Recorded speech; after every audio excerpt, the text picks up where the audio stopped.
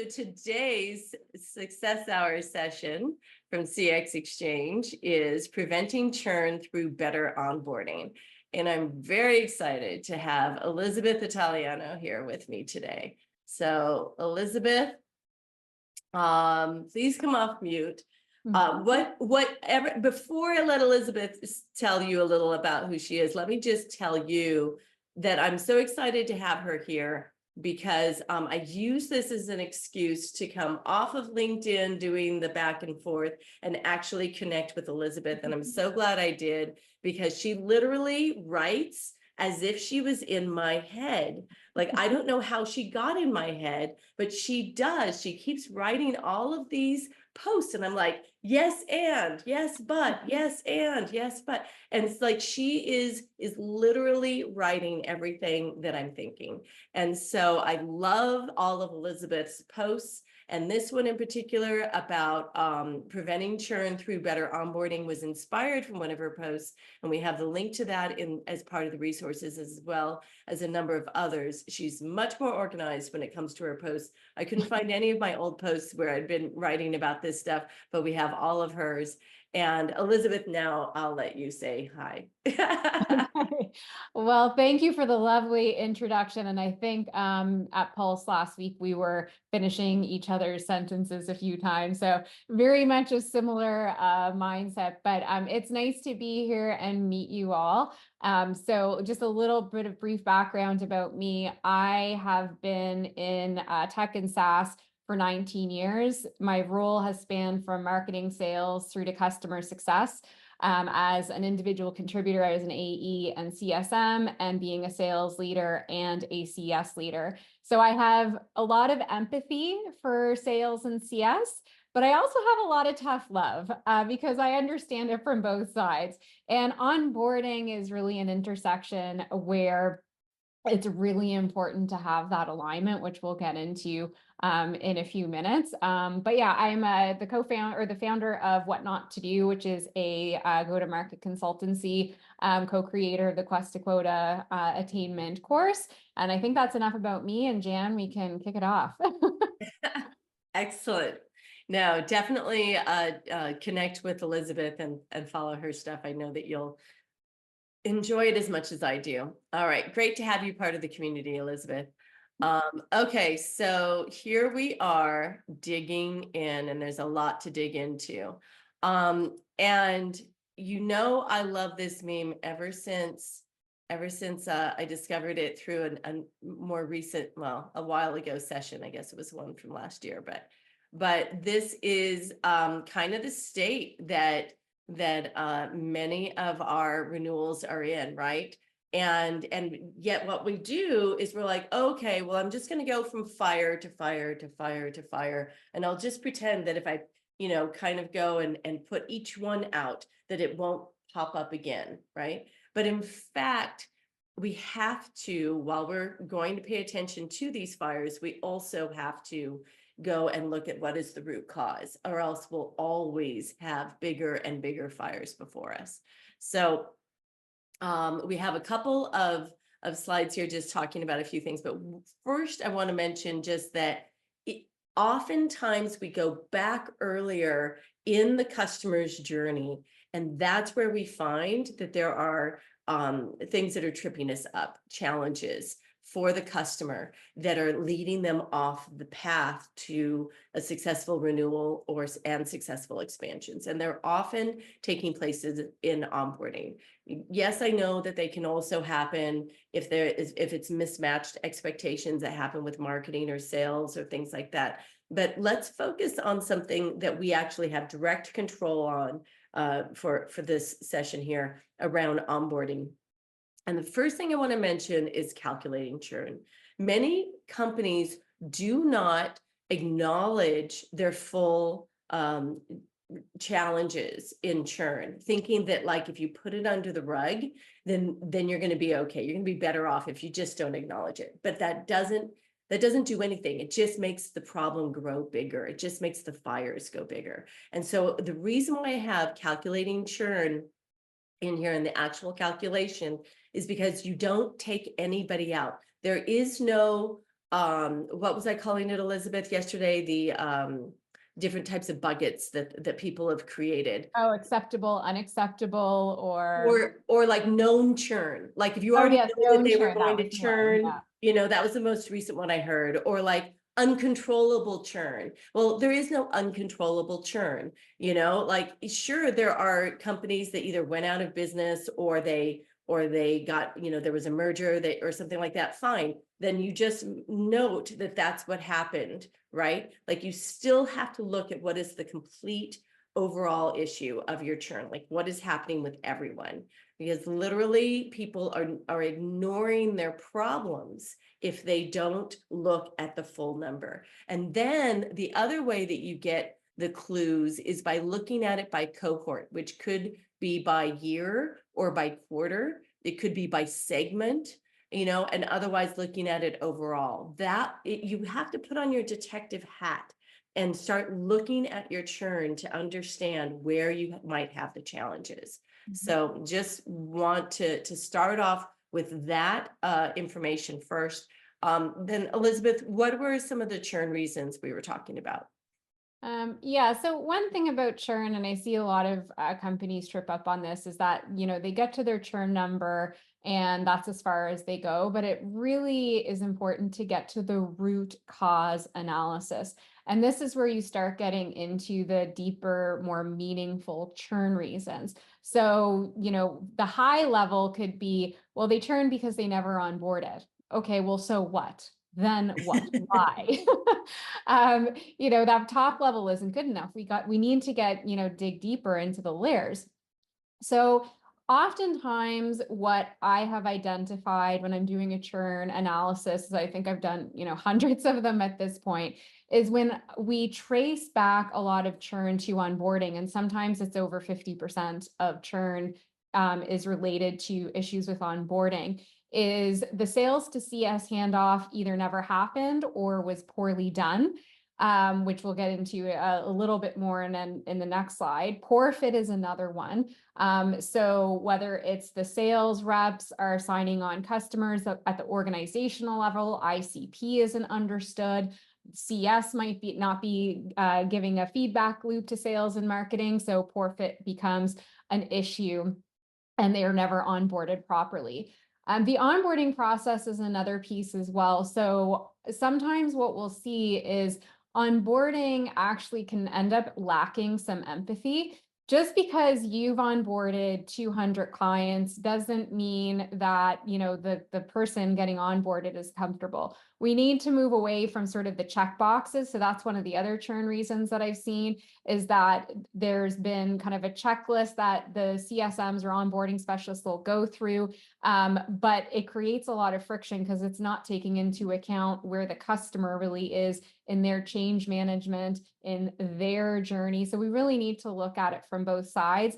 Stakeholder. And just on Okay. that point too, because the other thing too is sometimes what we're doing is when we're gathering this information, we are not, it may not be specifically in our process. It could be that when we reveal that is a heavy lift for the customer, that will want to go back to product and shine a light on it and say, hey, this part of the onboarding process can only take place if we go and put in a ticket to engineering, and then all onboarding stops. Engineering has to get to this ticket. Sometimes it takes them a couple of weeks, and then there's all of that expense and work for onboarding to do it. And then we come back, then we get back on board, and it's delaying all of the onboarding, right? And that is a real cost. And so sometimes what you want to do is expose the cost to your own company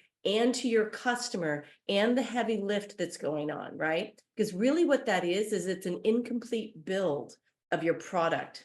And so it may not be something that then, oh, okay, well, if I just informed them or did X, Y, or Z, then it would be a better process. Sometimes it's something where you want to go and turn it into a build of your product.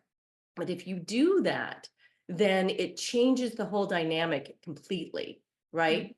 And so there's a variety of different ways when you're putting on your detective hat that it could turn into something, depending upon what the situation is at your company. Sorry, go ahead, keep going, No, Elizabeth. it's a great point. And yeah, and again, that detective hat, go back to root cause analysis. And then in the onboarding process as well, one thing that Jan, you kind of reminded me of is that we'll kick off an onboarding process, but we don't give the customer visibility and transparency sometimes into the full onboarding journey. And then they become overwhelmed, a bit scared, sometimes frustrated. And sometimes this is where I'll see engagement drop off, which is a good segue into stakeholder mismanagement. So there's a few things here. So stakeholder mismanagement is one, we don't get introduced to the right people right from the get-go. So going back to the sales to CS handoff, this is even more important now. And this takes alignment and collaboration with sales, of course. But we can't start off single-threaded. We need to be multi-threaded immediately. And we also need to make sure that we're identifying what matters to each stakeholder and what time to first value is for them. What do they consider time to first value for every stakeholder? So the example I always give is a tool like Gong. First value for a sales rep versus a sales manager versus a director of enablement versus a VP of sales, and then even still a CRO. The time to first value will be very different across all of those stakeholders. And that's something that we're not mapping out consistently enough. So it's not one time to first value. It is multiple across all stakeholders. And we need to make sure that we understand that so that when we are handing off from onboarding to the adoption stage, that we can continue on that and make sure that we're getting that buy-in and moving into the next phase of the customer lifecycle with a really solid idea of and knowledge and alignment from a quantifiable and qualitative perspective of what matters to them. And then Jan, you talked about this when we were kind of planning the session, is that we're not celebrating. So again, we go through our checklist, we go through our emotions, and sometimes we don't celebrate with our customers that, oh my gosh, like this is a big deal. Like this is a big change management exercise for you. And, let's celebrate it a little bit because I think that's something that we don't see of. Yeah, and there's two things I want to mention in that. One is Katie in the chat, your point about charging for implementation. I think that's a great point. That oftentimes you'll be more successful, ironically, with a customer onboarding if you charge them for the implementation. That gives them more skin in the game. That actually creates more of a partnership. I think that's a great point. Was there something you wanted to say about that, Katie, or? No, I've just seen it ourselves when we said, hey, we'll do free implementation versus not, then you're chasing that customer to actually participate and they don't invest the time and the resources. And like you said, there's not that partnership or really the interest because it's free to make sure that they get things going. So I think just looking at a lot of the chatter on LinkedIn, we're looking more towards that charge for implementation. It doesn't have to be an exuberant amount, but there is time and effort on both sides. And the investment must be made. Absolutely. And then the thing is if you are charging for it, then it needs to be something where sales understands. So you need to measure the difference between when you're charging for it and when you didn't charge for it, how much more successful they are, how much more likely they are to renew, how much more likely they are to expand, and get that in, and how much more successful they are. Make certain that sales has that messaging so that sales doesn't try to then discount it out. Yes. The first thing they'll do is say, oh, but we don't really need to charge this. And so then they'll discount it out. Right. And then the one thing I'll say on the celebration is that when you have, think of your launch or an activation and any other small milestones. If you have a long implementation, think of how you can celebrate these things, but especially when you're doing a launch, but anything along the way, that sort of communication is really critical. Think of it like if you have a football game, and I'm talking about American football, where they, not only have the touchdown, but they do the whole, dance in the end zone and all of that. If you didn't have a change in the score in the end zone dance, all you would have is two teams chasing after a small ball and beating each other up. And they'd just be doing that for hours and hours, beating each other up, chasing after something, beating each other up, chasing after something, beating each other up, chasing after something. That would feel horrible, right? You wouldn't want to be in that game or watch that game without that end zone dance, without that change of score. That's what you're doing to your customers when you don't celebrate all of the hard work that they're doing. So I hope that that is a very good visual for you. Feel that pain or celebrate it. And when you celebrate it, then you move on and you want more. Go figure. All right, Sarah, and then we're going to go on to the next slide here. So I've, as a CSM that has backfilled another CSM roles, some of the scenarios that I'm running into are onboarding wasn't done correctly initially, or it just wasn't done. And so I've kind of had this thought of, is there a world where you're basically onboarding a customer that maybe declined good onboarding initially, and previous personnel may have said, okay, I have other things to do, moving on. Out of curiosity, like, how would you all kind of approach these scenarios where either onboarding was never documented, or onboarding may not have been done, or it's just kind of like a big question mark, where maybe the best course of action is to basically re-onboard the customer several months into their contract? I would be curious to hear your thoughts on that. Absolutely. I think you want to give them their why. You want them to understand what, what's in it for them to be able to engage in this way, because they might be feeling like, why are you having me do this? This is 3 months in, that sort of thing. But so you might want to do it in small parts and say, oh, let me help you with this. Oh, you know what? I see you could get the benefit of X if I could help you, do this, that sort of thing, right? But so that could be something that could help you. Lisa, did you have a comment on that? Yeah, I mean, I think re-onboarding is absolutely a need, not just with a new CSM that comes aboard, but even when there's a change in the customer base, right? Oh, sure. So yeah. there's constant need to onboard at the beginning of an implementation or after the implementation, and then constantly throughout the life cycle of that customer, because there's always going to be changes that are occurring. Right. So some of it's just re-education, whether it be, one-to-one or if there's customer marketing opportunities as well to implement across the board.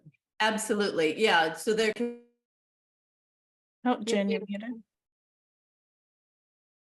That's weird. Said the host muted me.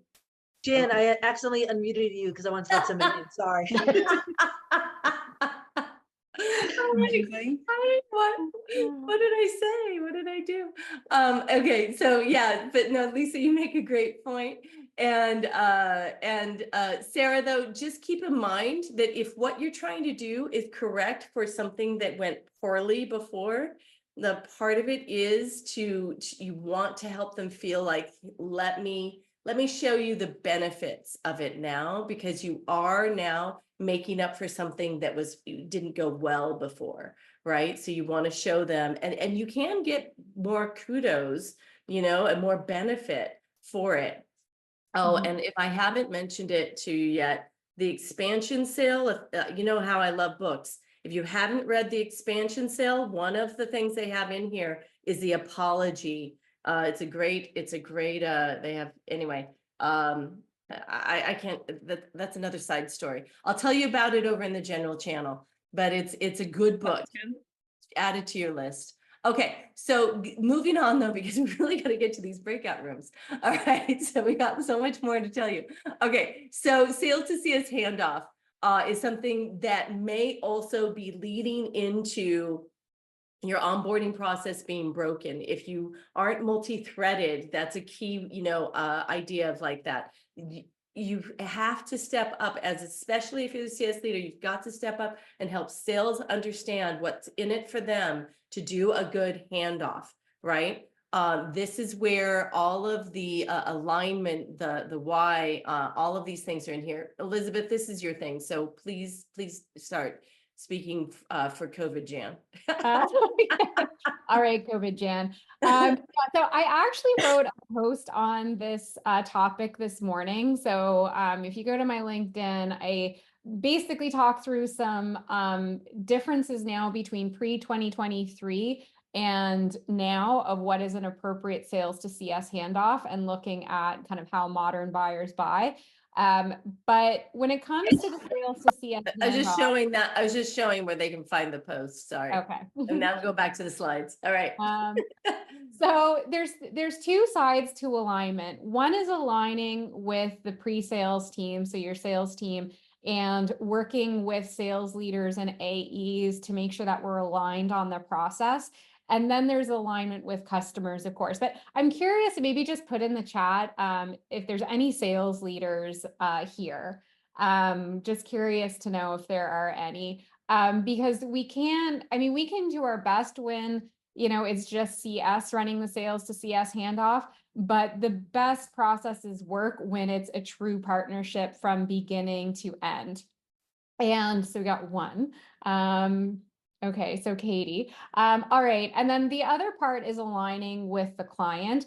And that's around, okay, why they're going to go through all of these steps, why they're going to join a business kickoff call, a technical kickoff call, what it is going to do for them. And so again, this is where it's really helpful to align with sales, because if we can understand the problem that they came to us to solve, and we can constantly align to that problem and the results that they're looking to achieve, then we can more easily get buy-in. And so that's really what we want to focus on from day one, is getting that alignment, getting that buy-in. And one of the things that I measure in the sales to CS handoff is that it should happen within, and sometimes I get some looks for this, but it should happen within 1 business day of the sales closing. I'm not saying the kickoff happens the next day, but that email better come out and the CSM better be prepared to respond as well.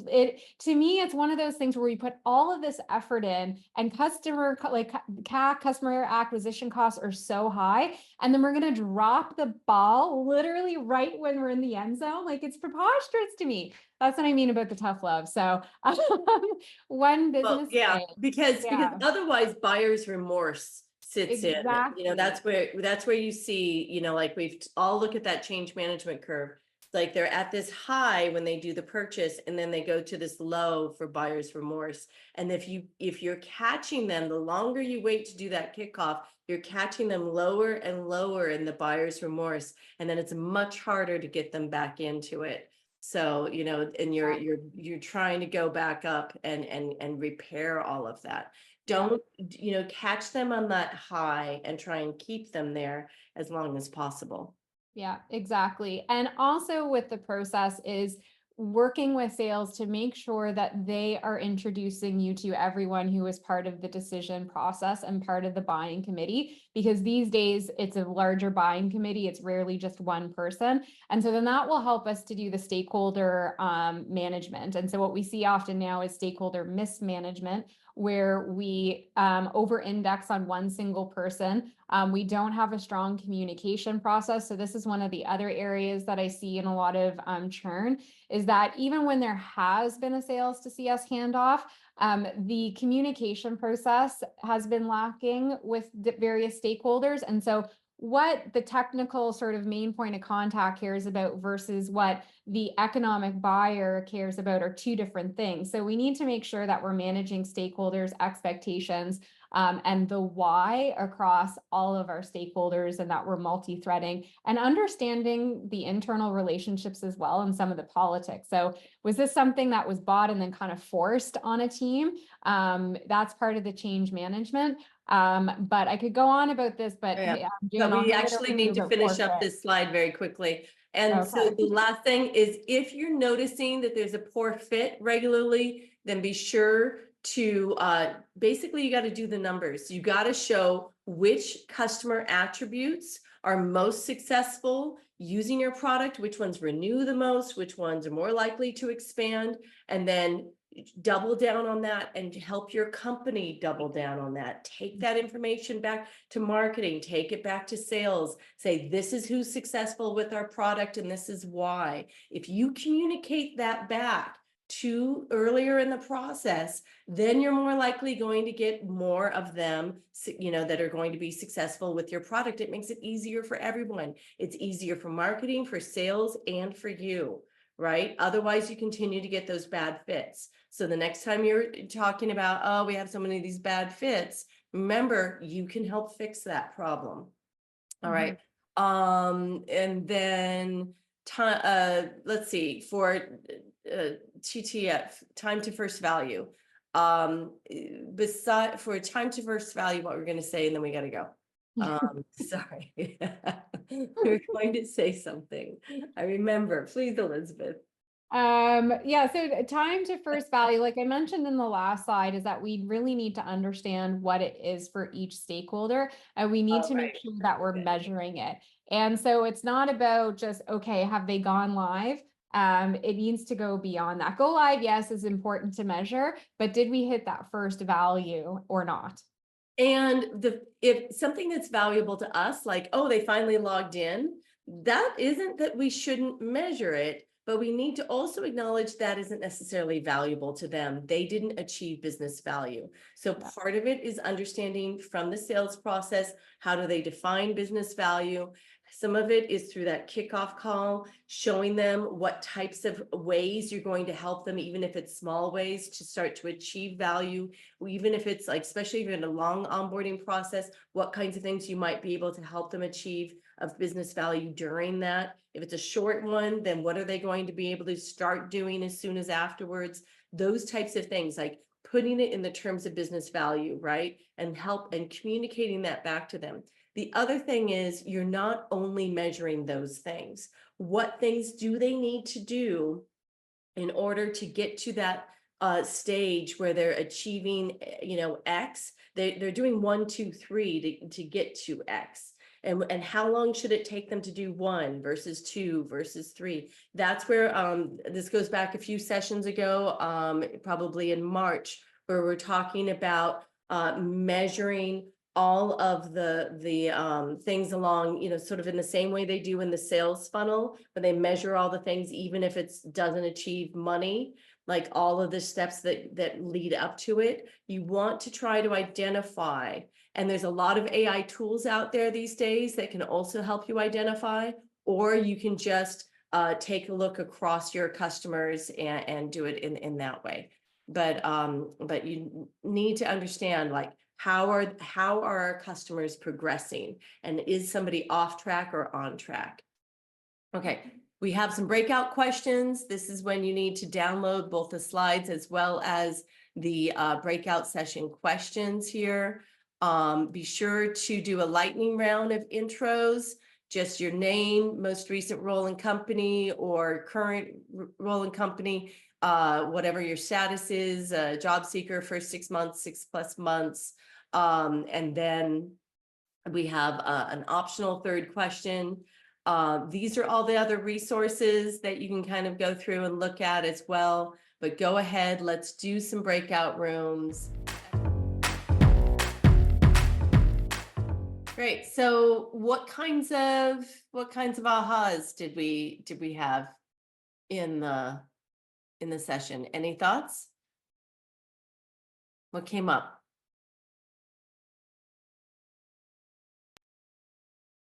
Lisa, I know that you were in one of the groups. Did you? Let me try to find the unmute button. I think the only thing for me was that, the question around, do we measure churn? To me, that really is driven by leadership and even at the executive level. And it sounds like that, depending on the maturity of the organization, sometimes that's not being reviewed yet, right? And I think that churn? Yes. Yeah. Oh.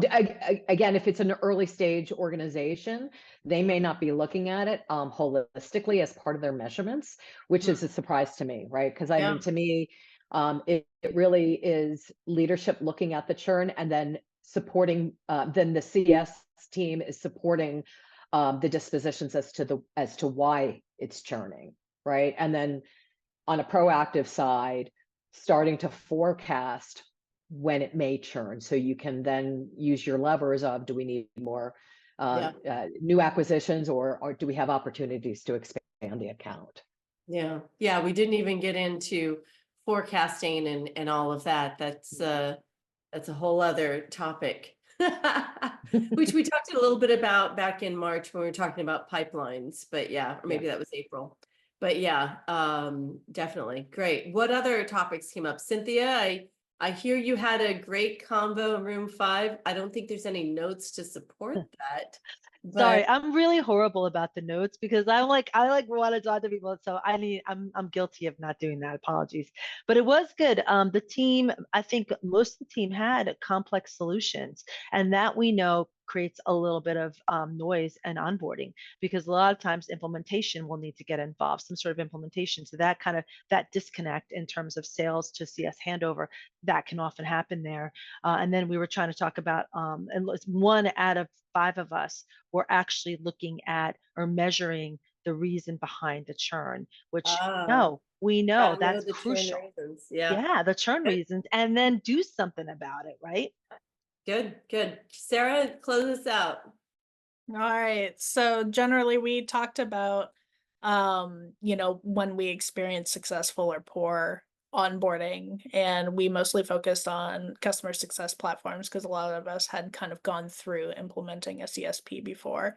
And the general conclusion that we kind of came to is that smaller customers experiencing like a scaled CS experience often experience a worse onboarding process, because they're a smaller customer, but yet usually a smaller customer has to wear many hats. And ultimately we found that it led to a much longer implementation. It reduced stickiness, it increased frustration, and time to value was months and months, because you have one person trying to not just learn a product, but implement it, do change management, and enable the rest of their team to use the product successfully with little to no guidance. So that was something that we kind of discussed in group 4 that kind of resonated and seemed to align with most people's experiences that were in that scenario.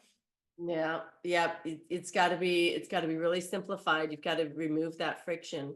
And Ronald, I love the note that you mentioned from Matthew Lind about sort of exemplifying, like, hey, the most successful customers do X. Don't you want to be like the most successful customers?